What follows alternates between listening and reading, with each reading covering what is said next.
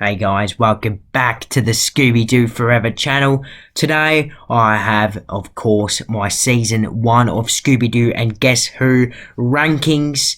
Pretty excited for this, pretty pumped. It's taken me quite some time to figure out the order as there is 26 episodes.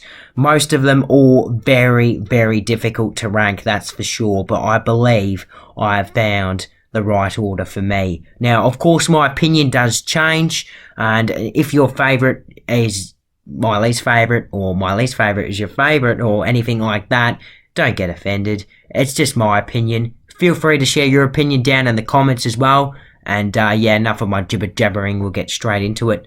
Of course, with the number 26, this one was pretty difficult, but I've gone with a run cycle through time.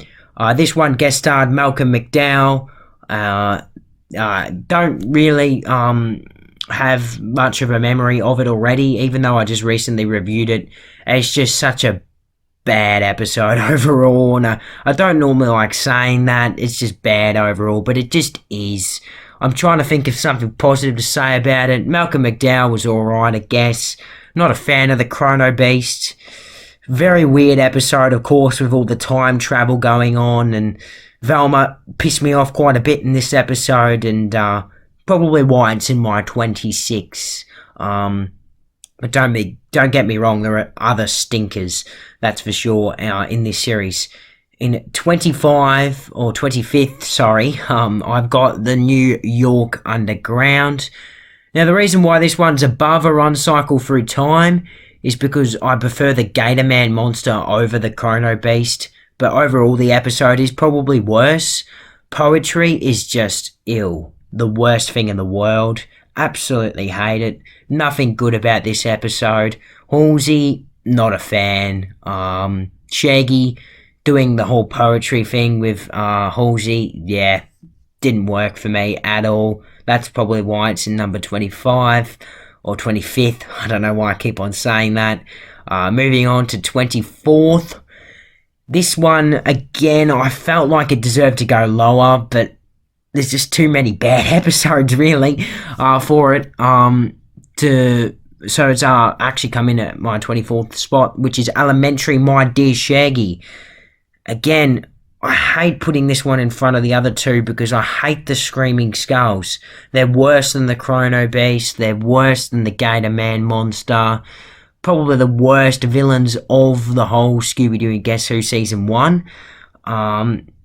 The New York Underground episode was definitely the worst. Like, overall mystery and stuff like that, and whole poetry thing, and a run cycle through time was just weird and stupid. But yeah, Elementary, My Dear Shaggy was bad. I thought Sherlock Holmes would be good, so I was coming in with a nice, strong opinion on this episode, thinking I'd rank it highly, and I didn't at all. Didn't enjoy it one bit. It was terrible. Yeah, they moved around quite a bit. It was just... I reviewed it so long ago as well. I don't have such a great memory of it. I've already forgotten heaps of it because it's just that bad. I guess the Crown Jewel plot was also alright. I mean, I do kind of like those. I think there's a couple already out there. The Night Gore Won the World is another one, which is already out on the channel, my review for that one. Moving on to 23rd. Yeah, I'm going to go with 1 Minute Mysteries for this one. Again, just such a harsh decision. I just don't know where to put this episode. The Flash, such a fantastic guy. Love him to bits, but the rest of the episode was an absolute disastrous one. The teddy bear monster showed up halfway through the episode and was absolutely horrendous. It turned out to be the Trickster, who is the Flash's main, enemy, so that makes sense, and he was trying to reveal the Flash's identity in this one. The Flash was just helping the gang around, and it was just such a weird episode, and I know most people do like it, but I just don't. I'm sorry if you guys like it, because I know it certainly is a popular one. Coming in to 22nd spot, I recently reviewed this one. actually thought it'd come a little bit higher, but I guess it's the whole musical part that ruins it, which is the high school Wolfman's musical lament. Now, I love werewolves, absolutely love them, and it's so bizarre to see an episode ranked this low that has a werewolf in it for me. I just don't know how it's come this low. Bottom 5, in fact, of Scooby-Doo and Guess Who Season 1. Christian Slater's such a great guy. It's just the musical part that gets me, and Christian Slater, you know, spoiler alert, if you haven't seen my review or if you haven't seen the episode, turns out to be the werewolf. And I guess the whole silly little plot of, you know, he didn't want to dance Irish with Marianne Mooney at the prom was a bit weird, so it turned into a werewolf. It's just silly, really. That's why it's gone so low. In 21st, now my opinion at the moment on this one is actually the strongest it's ever been, which is When Urkel Bots Go Bad. I'm surprised this one's come as high as it has, really. I do really prefer the High School Wolfman's musical lament way more. It's just the whole musical part is just horrible for me. But Urkel, oh my god. He's funny, but annoying. He's hilarious. Absolutely hilarious in this episode, but so annoying. He just has a hit and miss thing going on in this episode. The best thing about this episode, which is probably why it's come so high, is the whole gold stealing plot, which I really enjoyed, and you know, the whole clues and mystery was good, and the Technomancer was really cool. Even though he wasn't utilised to the best of his ability, he was still really, really cool looking. And yeah, my 21st favourite. Moving on to 20th, I've got Quit Clowning, which again, I'm a little bit surprised about this one coming so low. I thought it would come a bit higher, but yeah, I just wasn't a fan of this episode. It was a bit boring, really. It had patches where, you know, it was funny, but with a clown, you'd think it'd be more spooky, and I just missed the spookiness of the original clown from Scooby-Doo, Where Are You? You know, that's fantastic. Got intense, amazing scenes, where this one, the only real memorable scenes that come to mind at the moment are none featuring the clown, really, so that's probably why it's featured so lowly. My opinion will always change about this one, though. It always does. It could be higher in a month's time. It could be lower. Who knows? Now, moving on to the most recent episode I reviewed in 19th, which is the Space Station Scooby. This one, the mystery felt almost there. It was a half glass full type episode. It felt like it was going to deliver, especially with the opening scene, and then you get to the guest stars and you figure out who it's going to be, and just the horrible jokes and no spookiness, and I don't know, it just, so much was missing. It had a good mystery, but it just lacked spookiness and comedy and stuff like that. Yeah, I would have preferred to rank this one a bit higher, but couldn't quite get it above, you know, the 15-point mark. So it comes in 19th. 18th, I'm surprised about this one. I'm surprised it's come this low. The People's Pet Shop of Terrible Terrors. I reviewed this one so long ago that I just don't have a good memory of it, which is probably why I've ranked it so low. Thinking back on it, there's nothing really that bad about it. It's just I don't really remember most of the episode. Wanda Sykes, you know, just a good but incomplete guest star. She's funny, but too funny. The episode doesn't have enough spookiness in it. The fish monster is a bit boring, to be honest, and the pet shop idea looked alright for the first half of the episode, but they just stayed there and it just faded. It felt so long as well. It really dragged. I do like those sort of mysteries in Scooby-Doo and Guess Who when they go for a decent amount of time, when they feel like they're around half an hour, because you feel like you spend a good amount of guest star time with them. But this one just dragged, and it's weird. It was a 20-minute episode that dragged. It was just not executed well, in my opinion. In 17th, wanted to put this one higher, but I just couldn't quite do it. And that's Attack of the Weird Allosaurus. That's just because it's not spooky enough. I ranked it really, really highly when I reviewed it, but looking back on it, it's not as good as I reviewed it. Weird Al Yankovic is just too weird. It just ruins the episode in this one. It has potential. The mystery is fantastic. The spooky setting of, the accordion camp and the caves and stuff like that. It sets up to be good. The dinosaurs were surprisingly pretty cool. But yeah, Weird Al, just too weird for me. Surprised it actually came this high, to be honest. My opinion always changes, and even since, when I finalised my ranking yesterday, it feels like it's already changed, and it feels like it should be lower. But anyways, moving on to 16th, The Nightmare Ghost of Psychic You. I wanted to put this one higher. It's got great spookiness in it. The villain is fantastic, but it's just let down by Whoopi Goldberg. Like, who is this Whoopi Goldberg? Still have absolutely no idea who she is. I could look her up, but I just can't do it. I mean, I can do it, but I just don't. I haven't, and I probably should. I just don't know who she is, but it's just so weird. Looking back on it, the psychic school, I said it was really cool in the review, and it helped the spookiness, but it's just a bit weird, isn't it? While the mystery is entertaining, for majority of this episode, it did fall off towards the end, and yeah, it's my number 16th favourite. Number 15th, which is mainly here due to its spookiness, Too Many Dummies.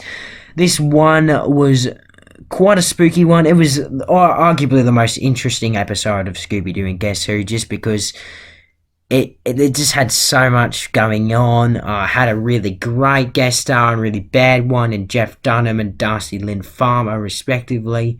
And then you got the amazing and the horrible puppets as well in Walter and whatever the girl puppet was again. The annoying one, the one that I said was worse than Scrappy, which I still can't believe I've said, but it's just the truth. It felt like it was an entertaining mystery with pretty cool, villain and Crazy Carl, good amount of spookiness, pretty entertaining episode overall, and pretty happy to put it in 15th actually. In 14th, this one, not as good as the previous two, I feel, in amounts of spookiness, but it was just fun, and I just really enjoyed it because it was fun, and it's the fastest fast food fiend. Really enjoyed, Jim Gaffigan, Shaggy and Scooby hanging out, eating, stuff like that. I mean, it was kind of bad because it took away Fred, Daphne and Velma, and they didn't really have a purpose of being there. Look, my opinion hasn't really changed about this one, but I think it has, to be honest, since I've last reviewed it, and it could be going down, and I'm just not sure exactly where to put it at the moment. It was just such a fun episode that I've put it in 14th for now. In 13th, one that I feel should be lower, to be honest with you, is A Mystery Solving Gang Divided.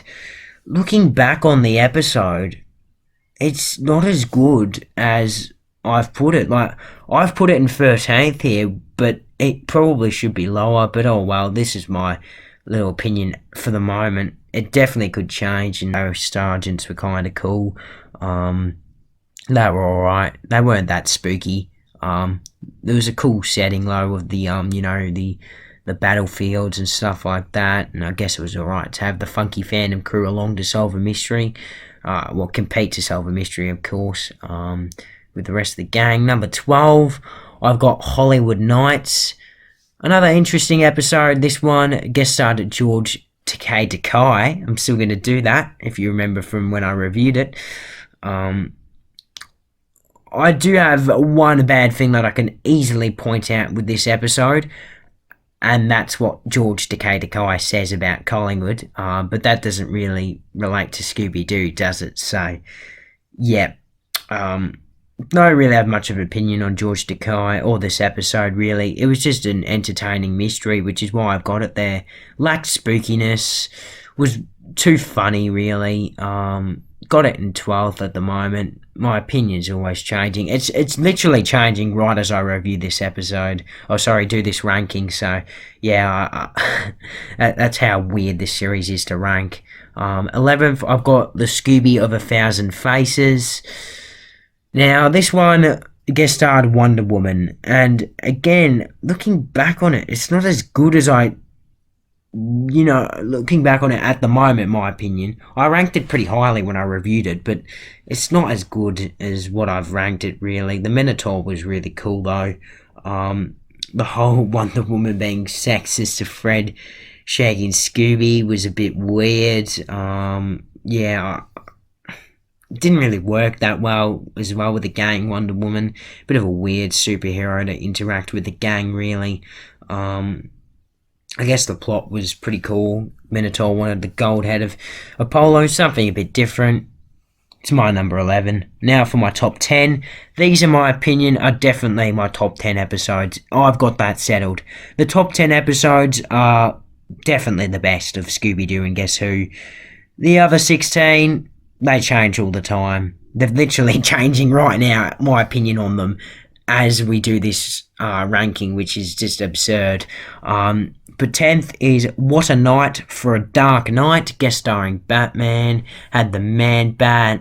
You know, if you haven't seen it, spoiler alert, Joker was the villain, which was really cool. Had Alfred Pennyworth in it, which was really cool. You know, the gang in it. You know, it was such a fun episode. Moved around enough for it to, become entertaining. Got spooky at times, which is good to see. Spooky settings. The right mix of comedy and spookiness. Just a really good episode overall. Moving on to 9th, it's The Cursed Cabinet of Professor Mads Markson. Now, the reason why I've got this one a little bit higher than What a Night for a Dark Night is Penn and Teller worked well with the gang. A lot better than what most people would have been expecting. And just Batman didn't really work that well with the gang, and Penn and Teller did. It's very, very similar episodes, in my opinion. They moved around a bit throughout the hotel. Mads Markson and the Mads Markson monster were really cool. The creepy guy in the penthouse was cool. Right amount of spookiness, right amount of laughter. Very similar episodes, in my opinion. It's just the guest star worked better in this episode, which is why it has to be higher. In 8th, I've got The Sword, The Fox and the Scooby-Doo, guest starring Mark Hamill. Again, another episode that had the right mix of, spookiness. Like, I love the Fox monsters roar. It always, gives me goosebumps a bit, a bit spooky. And, Mark Hamill, fantastic guest star. Had the right amount of comedy, especially with Shaggy and Scooby always looking to, get autographs from him, which was really cool. Had an amazing scene at the end, which is still probably my favourite scene of season 1 with, Mark Hamill and Shaggy and Scooby, doing some Star Wars lightsabers fighting. Had really good memorable scenes, this one, which is probably why I put it above the previous two. In 7th, I've got Revenge of the Swamp Monster. Now, I used to love this episode a lot more, but it's slowly declining. And still is. It's declined since I've last watched, the episode. And I just don't like it as much as I used to. The Swamp Monster's cool. The mystery's entertaining. The spookiness wasn't quite there, but I guess that's acceptable because it was the first ever Scooby-Doo and Guess Who episode made. Chris Paul, pretty cool. Didn't quite have the guest star and gang interaction nailed in the first 10 episodes, Scooby-Doo and Guess Who, so it was always going to be an interesting one. I do prefer the second half of Scooby-Doo and Guess Who of season 1 over the first half, but this was one of the standout episodes in the first half for me, and I've got it in 7th. Pretty cool episode in my opinion. In 6th, it's so harsh. I want to put it higher. I really do, because it's hilarious.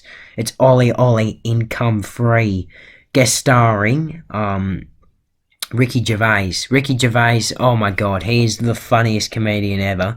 So funny. Complete standout with this episode. The comedy was up here. it was next level, which means there was absolutely no spookiness. Just, I guess Scooby-Doo and Guess Who is meant to be like this in a way. So you can't really complain, can you? When they don't have the right mix. So you might argue, oh, what about the previous four that had the right mix? Do they deserve to go higher? I still prefer Olly Olly and Come Free because it's just so entertaining, funny, such a fun watch. Always gets you up and about, feeling good. The cat mummy's really crazy but cool. Always wanting the statue. Moves around really, really nicely as well. Don't just stay in Ricky Gervais' house or the museum or one place. They move around. The old lady was hilarious as well with her catnip. So, fantastic. Moving on to fifth is Dance Matron of Mayhem. I love this episode. Most people do. Such a popular one.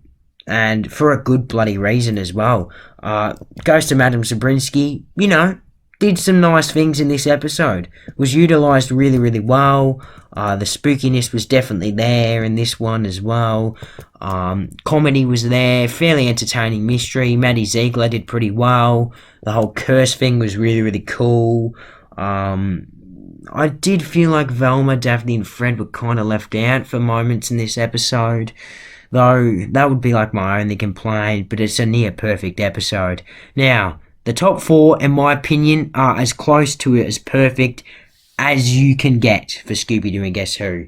Now, the fourth one is a bit biased. It didn't used to be this high, but since, I had recent trips to Italy, got such bias for it, I've got to put All Fear the Fire Beast in number 4. Fire Beast, such a cool villain. Steve Buscemi, such a great guest star. Such a fun episode. Moved around fantastically. Such a perfect episode.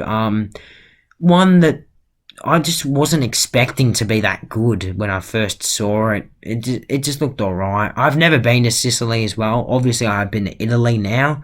Never been to Sicily. Got family that's been to Sicily. Pretty cool place. Fire Monster of Mount Etna was a classic one for me. A classic villain in Scooby-Doo and Guess Who. And this is always one of the first episodes I think of when I think Scooby-Doo and Guess Who. It was pretty fun as well at times as well. Pretty entertaining. Steve Buscemi was very, very funny as well. Moving on to third. I've got Now You See and Now You Don't. It used to be in second, but I've had a bit of a switch around in my top 3, it's always been my top 3. These 3, they've always been my favourites from season 1 of Scooby-Doo and Guess Who, but it's changed around the order now. Now You See and Now You Don't is in third. And there is a bit of a reasoning to it. Sia, obviously, such bias as well for her because, she's an Australian singer. Fantastic, growing up listening to her songs. Absolutely superb episode as well with the doppelganger, showing up in Sia's house. It moved around at times, so we didn't just get Sia's house. It was such a fun house as well, which was good for comedy. The spookiness at times did fade away, but it was definitely there at times as well. Weird ad with all the characters at random points, but it doesn't really matter, I guess. Perhaps a little bit too silly, and the reason why I think it's dropped from second favourite to my third favourite is just probably because I just prefer the next episode a bit more because of the way it moves around a bit better than Now You See and Now You Don't. It moves around still very, very well, but the next one, which is I Put a Hex on You at number 2, absolutely superb at moving around. Absolutely fantastic. It just moves around constantly all the time, on your feet, just fantastic. I love it when that happens, and obviously the Hex Girls are going to be a great guest star because they're classic Scooby-Doo. They're absolutely superb I know the ghost of Esther Moonkiller wasn't utilised well, but he still had that really cool, evil guitar that, possessed the roadie at the start of the episode and had its moments, cursing Luna and Fawn, and, Dusk was disappearing in that parts of the episode, and so much going on in such little time. It felt like a 30-minute Scooby-Doo Guess Who episode because it moved around a lot, did a lot in 20 minutes, which it's a 50-50 gamble with 20-minute episodes like this. You can see really, really bad ones, like, for example, People's Pet Shop with terrible terrors, or even Quick Clowning that felt just too long and too slow-paced. And a bit boring, those two. But then you have I Put a Hex on You, and Now You See and Now You Don't, which are the two classics for me that move around from season 1 and just have absolute perfection all around.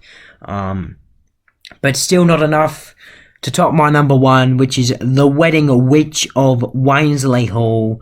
What an episode this one was. The spookiness and comedy were through the roof, mixed beautifully. It's just perfection, the mix between the two,